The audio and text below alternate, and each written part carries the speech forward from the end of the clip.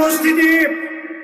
এবার বক্তব্য রাখবেন তরুণ ইসলামী চিন্তাবিদ জনাব রেজাউল করিম আবরার।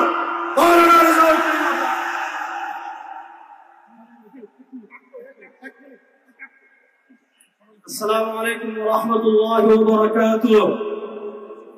আজকের এই জনসমুদ্র থেকে আমরা প্রথম যে বার্তা দিতে চাই, 2024-এর জুলাই আগস্টের গণবিপ্লবের পর অনেককে আপনারা মুক্তি দিচ্ছেন।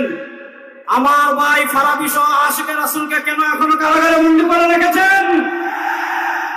বাংলাদেশের 7 রাসূল ইস্যুতে যতজন আশিকে রাসূলকে কারাগারে বন্দী করে রেখেছেন, অতি শীঘ্রই তাদেরকে মুক্তি দান করতে হবে। 2 নম্বর, অন্তর্বর্তীকালীন সরকারের কাছে আমরা দাবি জানাতে চাই, আপনারা পিলখানা ট্র্যাজেডির জন্য তদন্ত কমিটি গঠন করেছেন, 2024-এর জুলাই আগস্টের গণহত্যার জন্য তদন্ত কমিটি গঠন করেছেন, 2013 সালের সাতবার গণহত্যার জন্য কেন এখন তদন্ত কমিটি আপনারা গঠন করতে পারেন নাই? 3 নম্বর, শেষ কথা বলে আমি শেষ করছি, আমরা এই তদন্ত কমিটি বাতিল, আমরা এই কমিটি মানি না ইনশাআল্লাহ। পরিষ্কার ভাষায় বলে, একজন মুসলমান বাংলাদেশে জীবিত থাকতে এই নারী নীতি আমরা বাস্তবায়ন হতে দেব না ইনশাআল্লাহ।